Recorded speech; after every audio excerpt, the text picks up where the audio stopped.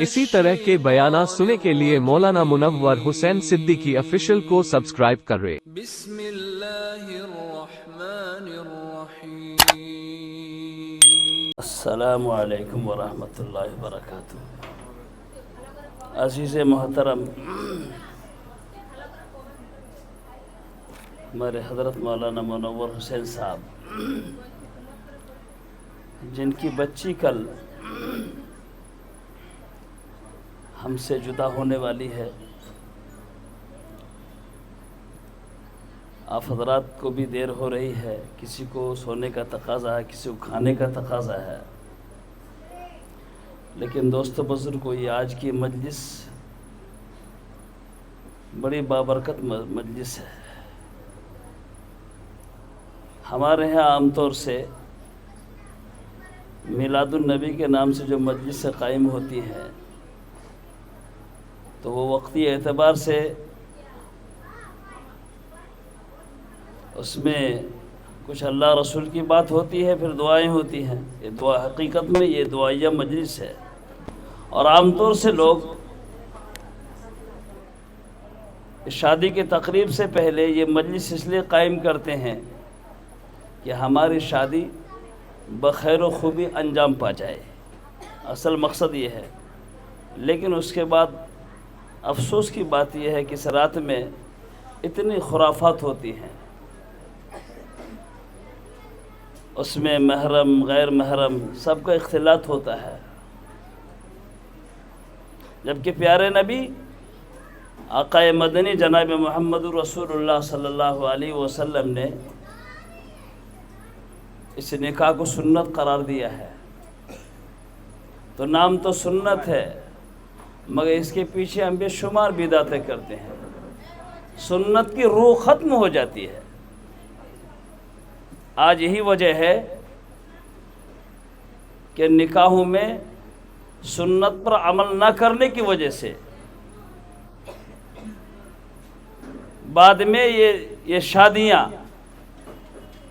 وبال جان بن جاتی ہیں۔ دوستو بزرگوں، ورنہ سنت تو ہم ایمان والوں کے لیے حفاظت کا ایک تو دروازہ ہے یہ۔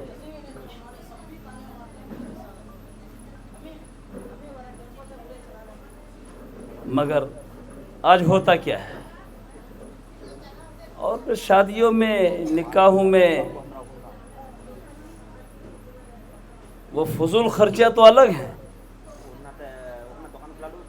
جبکہ آقا و مولا جناب محمد رسول اللہ صلی اللہ علیہ وسلم ارشاد فرمایا ان اعظم النکاح برکتاً ایسرہ مؤونۃ،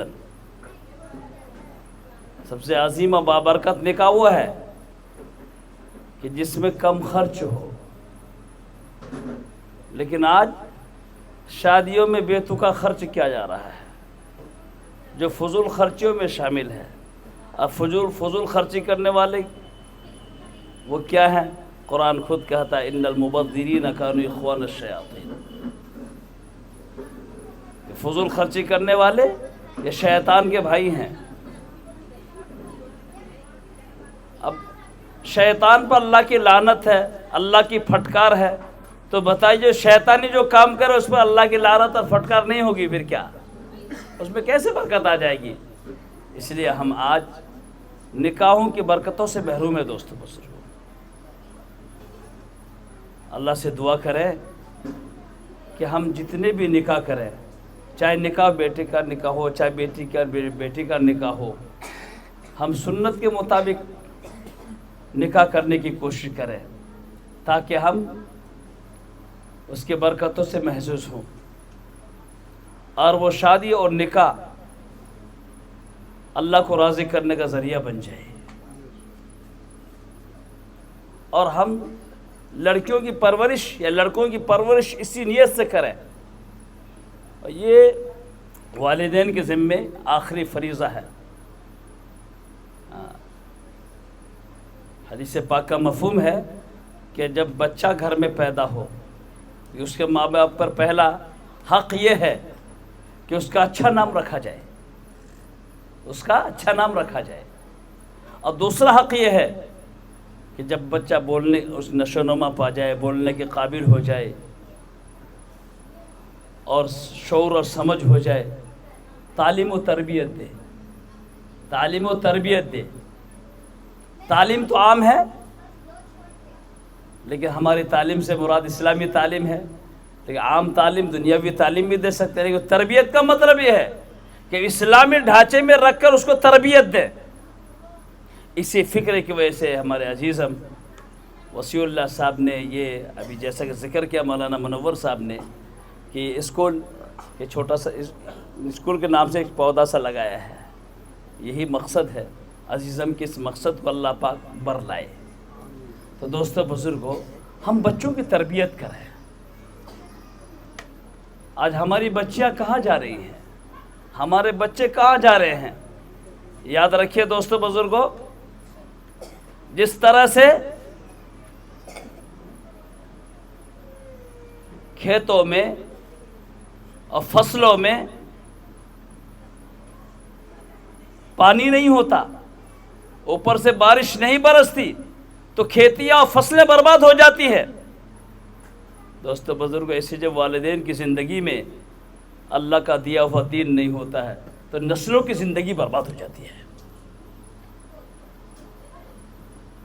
اس لیے ہمیں دوستو بزرگ، ہم چاہتے ہیں کہ ہماری نسلیں صحیح معنوں میں ان کی تربیت ہو، تو ہمیں چاہیے کہ اپنے اندر دینداری قائم کریں۔ والدین کے اندر دین کا نور جیسا ہوگا، دین کی روشنی جیسی ہوگی، اس روشنی کا عکس بچوں کے اوپر پڑے گا۔ آج یہ تو آپ حضرات مجلس دیکھ رہے ہیں، ظاہر سی بات ہے کہ مولانا عزیزم منور حسین صاحب یہ میرے عزیز بھی ہیں، اور ماشاءاللہ اللہ پاک نے بڑی قابلیت اور صلاحیت اور ملکہ خاص تقریر کے خاص ملکے سے اللہ پاک نے ان کو نوازا ہے، اور ہم سب کو اس پر فخر ہے۔ یہ ہمارے عزیزوں میں ہے، ہمارے ساتھی رہے، ہمارے ساتھی تو ان کے بڑے بھائی ہیں، مولانا کیا حافظ عبدالجبار صاحب، حاجی عبدالجبار صاحب، وہ ہمارے درسی ساتھی ہے، لیکن کیا کہتے ہیں ہمارے سامنے ماشاءاللہ اللہ پاک نے ان کو اتنی صلاحیت دی، اور ہم سب کے فخر ہے۔ میرے حضرت استاذ مولانا نسیم صاحب تشریف فرما ہے، ان کے سامنے میں لب کشائی کر رہا ہوں، میں سب سے بڑا گستاخ ہوں، لیکن الامر فوق الادب کے تحت چند باتیں میں نے کہنے کی کوشش کی ہے۔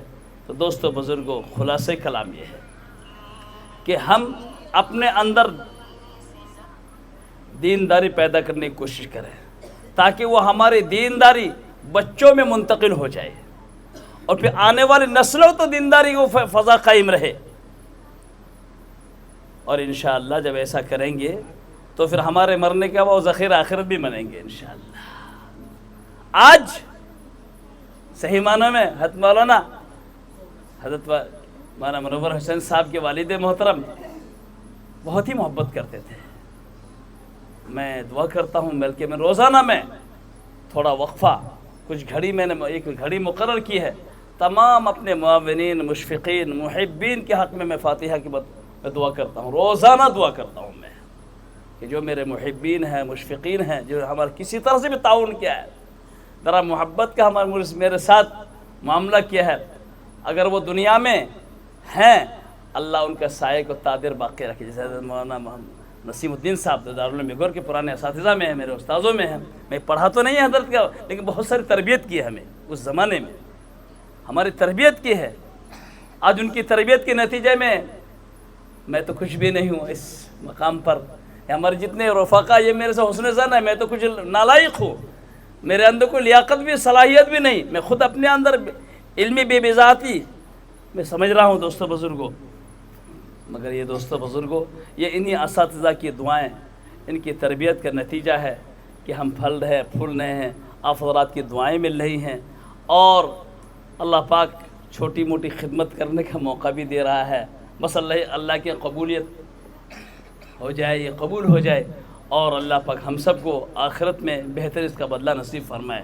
تو دوستو بزرگوں، ہم بھی اللہ تعالیٰ سے دعا کریں کہ ہمارے ہر گھر میں دین کی فضا قائم ہو جائے، ہمارے نسلوں میں دین آ جائے، ہمارے بچوں میں دین کا جذبہ پیدا ہو جائے۔